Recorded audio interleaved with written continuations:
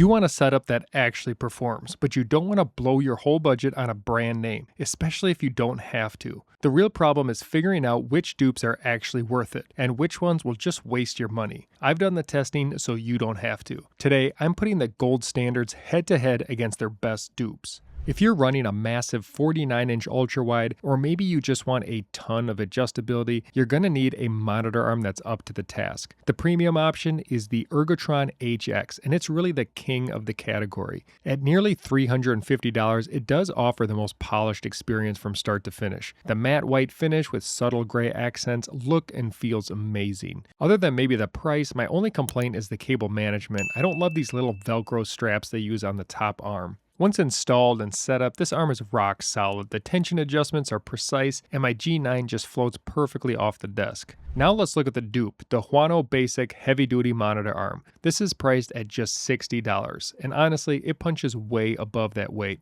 It comes in a warm gray matte finish that feels more premium than the price suggests. The design is minimalist with a small base, which helps you save a little desk space. Where the Huano actually beats the Ergotron is that cable management. It uses snap-in covers on the bottom arm and a screw-in channel on the top. The mounting plate slides into the top arm and locks with a small pin. The tension adjustments are smooth to tune, and I had zero issues moving the monitor all around.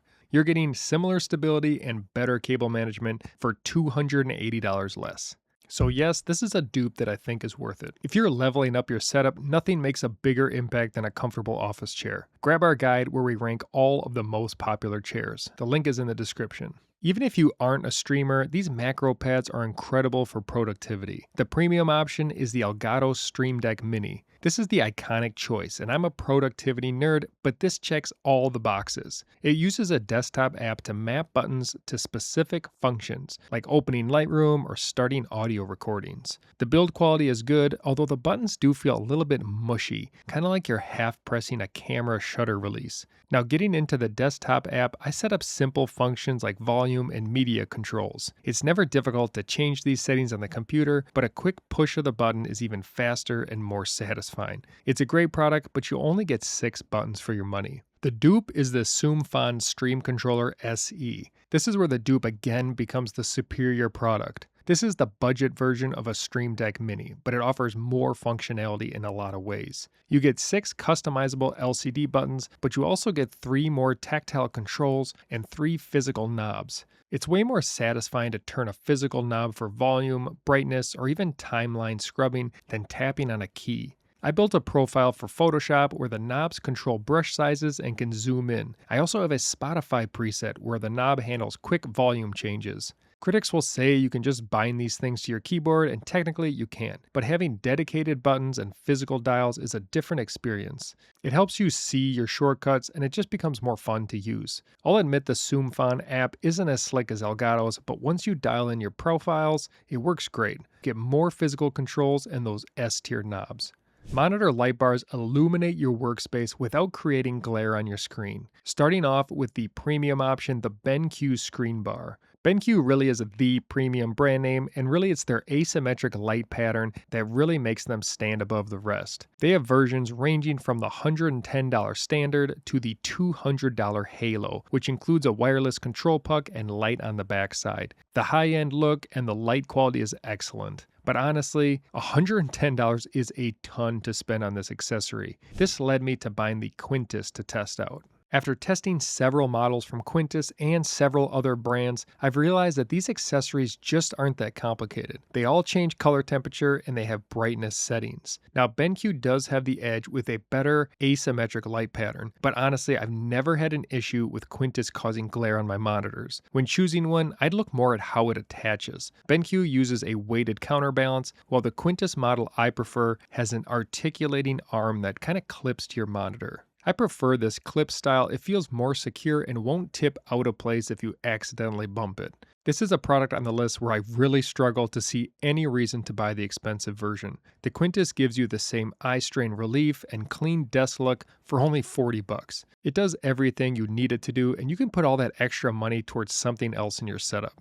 A vertical mouse puts your hand in a natural handshake position, so the premium option for this would be the Logitech MX Vertical. This is the refined pro version of this concept. The angle makes it feel very natural, and the build quality is exactly what you'd expect for about $75. The scroll wheel and the buttons feel nice, and the texture is a bit more premium than our dupe. The biggest advantage here is that Logitech offers their Flow software, which allows you to move your cursor between different computers seamlessly. It's specifically sized for medium to large hands, so it feels very intentional and ergonomic. It's a great mouse, but at $75, it's nearly 3 times as much as our competition. The dupe is the ProtoArc EM11. The angle of this mouse is almost identical to the Logitech. It puts you in that same natural position immediately. I love having that DPI setting as a button right on the top ready to use. You can connect via a USB-A receiver or Bluetooth. However, there is a catch here. This mouse is designed for small to medium hands.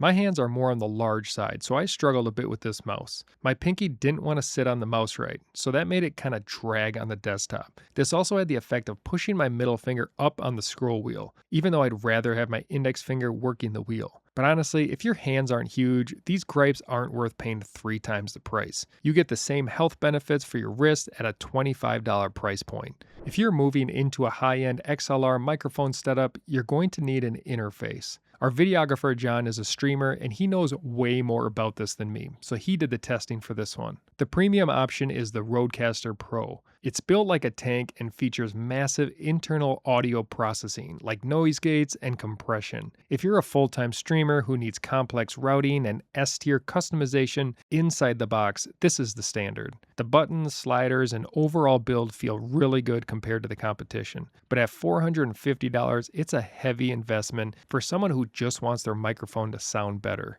The dupe is the Fifine SC3. You can pick this up for around $50 in black or white with customizable RGB. John really likes the teal option, and I'll agree this is probably the best looking way to set this up. Here's what impressed us the most. This $50 device handled the Shure SM7B at 75% gain, all without a cloud lifter. That's incredible for this price point. On the face, you get physical sliders for mic volume, line in, and monitoring, each with their own mute button. You also get 6 voice changers. One allows you to sound like you're Alvin from the Chipmunks, so that's kind of neat. This is the baby voice. Does it sound like a chipmunk? And there's 12 electronic voice options. You can record your own sound effects by just holding the custom buttons. It has no software, making it purely plug and play. You don't get the native processing of the Rodecaster, but you can handle that with free external software. The body is made of light plastic, but it doesn't feel like it's going to break. For a fraction of the price, it will probably give you everything you actually need. Well, as it turns out, I pretty much like the dupe better in every situation. The exception would be for professionals who want the ultimate tool, then the premium option makes sense. Thanks for watching.